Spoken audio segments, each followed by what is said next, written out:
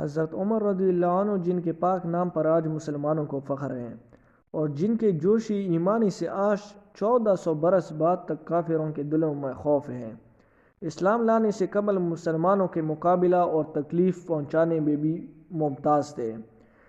حضرت محمد صلی اللہ علیہ وسلم کے قتل کے درپے رہتے تھے۔ ایک روز کفار نے مشورہ کی کمیٹی قائم کی کہ کوئی ہے جو محمد کو قتل کر دے۔ عمر نے کہا کہ میں کروں گا۔ لوگوں نے کہا کہ بے شک تم ہی کر سکتے ہو۔ عمر تلوار لٹکائے ہوئے اٹھے اور چل دیے۔ اسی فکر میں جا رہے تھے کہ ایک صاحب قبیلہ زہرہ کے جن کا نام حضرت سعد بن ابی وقاص رضی اللہ عنہ ہے اور بعضوں نے اور صاحب لکھے ہیں، ان کو ملے۔ انہوں نے پوچھا کہ عمر کہاں جا رہے ہو؟ کہنے لگے کہ محمد صلی اللہ علیہ وسلم کے قتل کی فکر میں ہوں۔ نعوذ باللہ۔ سعد نے کہا کہ بنو ہاشم اور بنو زہرہ اور بنو عبد مناف سے کیسے مطمئن ہو گئے؟ وہ تم کو بدلے میں قتل کر دیں گے۔ اس جواب پر بگڑ گئے اور کہنے لگے کہ معلوم ہوتا ہے تم بھی بے دین یعنی مسلمان ہو گئے، لا پہلے تجھی کو نمٹا دوں۔ یہ کہہ کر تلوار سنت لی اور حضرت سعد رضی اللہ عنہ نے بھی یہ کہہ کر کہا کہ میں مسلمان ہو گیا ہوں۔ تلوار سنبھالی، دونوں طرف سے تلوار چلنے کو تھی کہ حضرت سعد رضی اللہ عنہ نے کہا کہ پہلے اپنے گھر کی تو خبر لے، تیری بہن اور بہنوئی دونوں مسلمان ہو چکے ہیں۔ یہ سننا تھا کہ غصہ سے بھر گئے اور سیدھے بہن کے گھر چلے گئے۔ وہاں حضرت حباب رضی اللہ عنہ کیواڑ بند کیے ہوئے ان دونوں میاں بیوی کو قرآن شریف پڑھا رہے تھے۔ حضرت عمر نے کیواڑ کھلوائے۔ ان کی آواز سے حضرت حباب رضی اللہ عنہ تو جلدی سے اندر چھپ گئے اور وہ صحیفہ بھی جلدی میں ہی باہر رہ گیا جس پر آیات قرآنی لکھی ہوئی تھی۔ ہمشیرہ نے کیواڑ کھولے۔ حضرت عمر کے ہاتھ میں کوئی چیز تھی جس کو بہن کے سر پر مارا، جس سے سر سے خون بہنے لگا اور کہا کہ اپنی جان کی دشمن تو بھی بے دین ہو گئی۔ اس کے بعد گھر میں آئے اور پوچھا کہ کیا کر رہے تھے اور یہ آواز کس کی تھی؟ بہنوئی نے کہا کہ بات چیت کر رہے تھے۔ کہنے لگے کیا تم نے اپنے دین کو چھوڑ کر دوسرا دین اختیار کر لیا؟ بہنوئی نے کہا کہ اگر دوسرا دین حق ہو تب۔ یہ سننا تھا کہ ان کی داڑھی پکڑ کر کھینچی اور بے تحاشا ٹوٹ پڑے اور زمین پر گرا کر خوب مارا۔ بہن نے چھڑانے کی کوشش کی تو ان کے منہ پر ایک تماچا اس زور سے مارا کہ خون نکل آیا۔ وہ بھی آخر عمر ہی کی بہن تھی۔ کہنے لگی کہ عمر، ہم کو اس وجہ سے مارا جاتا ہے کہ ہم مسلمان ہو گئے۔ بے شک ہم مسلمان ہو گئے ہیں، جو تجھ سے ہو سکے تو کر لے۔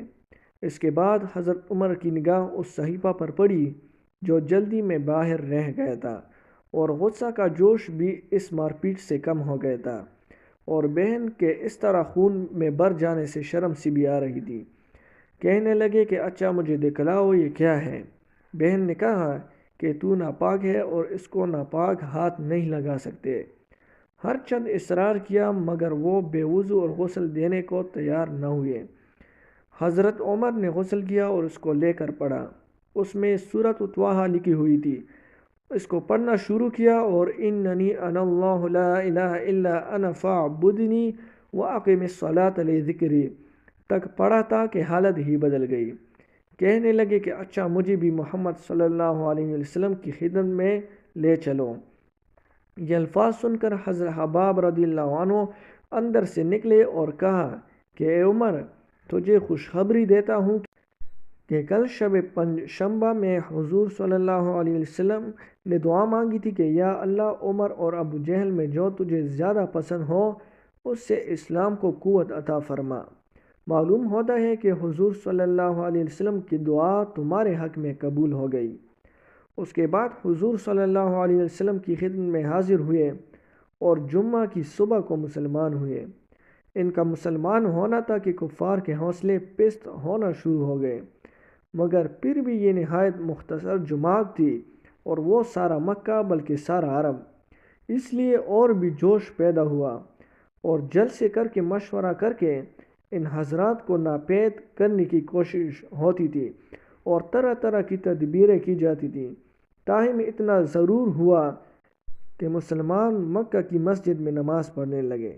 حضرت عبداللہ بن مسعود رضی اللہ عنہ فرماتے ہیں کہ عمر رضی اللہ عنہ کا اسلام لانا مسلمانوں کی فتح تھی، اور ان کی ہجرت مسلمانوں کی مدد تھی، اور ان کی خلافت رحمت تھی۔ حضرت عمر رضی اللہ عنہ بسا اوقات ایک تن کا ہاتھ میں لیتے اور فرماتے، کاش میں یہ تن کا ہوتا۔ کبھی فرماتے، کاش مجھے میری ماں نے جنا ہی نہ ہوتا۔ ایک مرتبہ کسی کام میں مشغول تھے، ایک شخص آیا اور کہنے لگا کہ فلاں شخص نے مجھ پر ظلم کیا ہے، آپ چل کر مجھے بدلہ دلوا دیجیے۔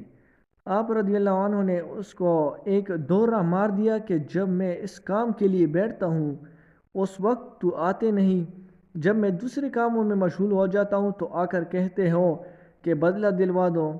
وہ شخص چلا گیا۔ آپ رضی اللہ عنہ نے آدمی بھیج کر اس کو بلوایا اور دورہ اس کو دے کر فرمایا کہ بدلہ لے لو۔ اس نے عرض کیا کہ میں نے اللہ کے واسطے معاف کیا۔ گھر تشریف لائے، 2 رکعت نماز پڑھی، اس کے بعد اپنے آپ کو خطاب کر کے فرمایا، اے عمر، تو کمینہ تھا، اللہ نے تجھ کو اونچا کیا، تو گمراہ تھا، اللہ نے تجھ کو ہدایت دی، تو ذلیل تھا، اللہ نے تجھے عزت دی، پھر لوگوں کا بادشاہ بنایا۔ اب ایک شخص آ کر کہتا ہے کہ مجھے ظلم کا بدلہ دلوا دے تو اس کو مارتا ہے، کل کو قیامت کے دن اپنے رب کو کیا جواب دے گا؟ بڑی دیر تک اسی طرح اپنے آپ کو ملامت کرتے رہے۔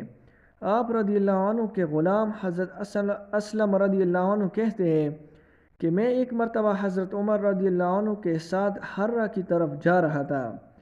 حرہ مدینہ کے قریب ایک جگہ کا نام ہے۔ ایک جگہ آگ جلتی ہوئی جنگل میں نظر آئی۔ حضرت عمر رضی اللہ عنہ نے فرمایا کہ شاید یہ کوئی قافلہ ہے جو رات ہو جانے کی وجہ سے شہر میں نہیں گیا، باہر ہی ٹھہر گیا ہے، چلو اس کی خیر خبر لیں اور رات کو حفاظت کا انتظام کریں۔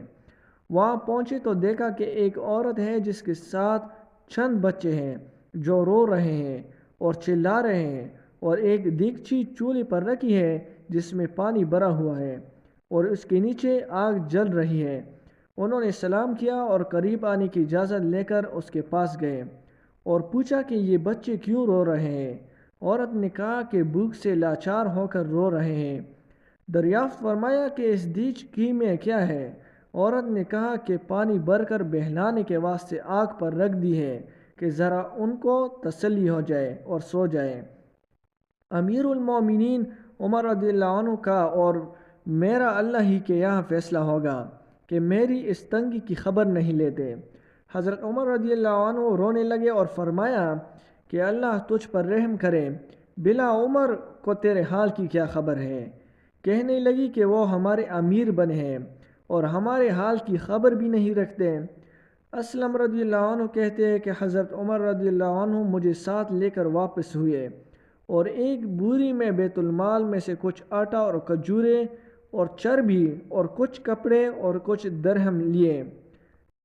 غرض یہ کہ بوری کو خوب بھر لیا اور فرمایا کہ یہ میری کمر پر رکھ دے۔ میں نے عرض کیا کہ میں لے چلوں؟ آپ رضی اللہ عنہ نے فرمایا نہیں، میری کمر پر رکھ دے۔ 2-3 مرتبہ جب میں نے اصرار کیا تو فرمایا کیا قیامت میں بھی میرے بوجھ کو تو ہی اٹھائے گا؟ اس کو میں اٹھاؤں گا، اس لیے کہ قیامت میں مجھ ہی سے اس کا سوال ہوگا۔ میں نے مجبور ہو کر بوری کو آپ کی کمر پر رکھ دیا۔ آپ نہایت تیزی کے ساتھ اس کے پاس تشریف لے گئے، میں بھی ساتھ تھا۔ وہاں پہنچ کر اس دیگچی میں آٹا اور کچھ چربی اور کھجوریں ڈالی اور اس کو چلانا شروع کیا اور چولہے میں خود ہی پونگ مارنا شروع کیا۔ اسلم رضی اللہ عنہ کہتے ہیں کہ آپ رضی اللہ عنہ کی گنجان داڑھی سے دھواں نکلتا ہوا میں دیکھتا رہا حتیٰ کہ حریرہ سا تیار ہو گیا۔ اس کے بعد آپ نے اپنے دست مبارک سے نکال کر ان کو کھلایا۔ وہ سیر ہو کر خوب ہنسی کھیل میں مشغول ہو گئے اور جو بچا تھا وہ دوسرے وقت کے واسطے ان کے حوالے کر دیا۔ وہ عورت بہت خوش ہوئی اور کہنے لگی اللہ تعالیٰ تمہیں جزائے خیر دے، تم تھے اس کے مستحق کہ بجائے حضرت عمر رضی اللہ عنہ کے تم ہی خلیفہ بنائے جاتے۔ حضرت عمر رضی اللہ عنہ نے اس کو تسلی دی اور فرمایا کہ جب تم خلیفہ کے پاس جاؤ گی تو مجھ کو بھی وہی پاؤ گی۔ حضرت عمر رضی اللہ عنہ اس کے قریب ہی ذرا ہٹ کر زمین پر بیٹھ گئے اور تھوڑی دیر بیٹھنے کے بعد چلے آئے اور فرمایا کہ میں اس لیے بیٹھا تھا کہ میں نے ان کو روتے ہوئے دیکھا تھا، میرا دل چاہا کہ تھوڑی دیر ان کو ہنستے ہوئے بھی دیکھوں۔ صبح کی نماز میں اکثر سورہ کہف، طٰہٰ وغیرہ بڑی صورتیں پڑھتے ہیں اور روتے کہ کئی کئی صفوں تک آواز جاتی۔ ایک مرتبہ صبح کی نماز میں سورہ یوسف پڑھ رہے تھے، انما اشکو بثی و حزنی الی اللہ پر پہنچے تو روتے روتے آواز نہ نکلی۔ تہجد کی نماز میں بعض مرتبہ روتے روتے گر جاتے۔ آج بھی 1400 برس کے زمانہ تک اس کا دبدبہ مانا ہوا ہے۔ آج کوئی بادشاہ نہیں، حاکم نہیں، کوئی معمولی سا امیر بھی اپنی رعایا کے ساتھ ایسا برتاؤ کرتا ہے۔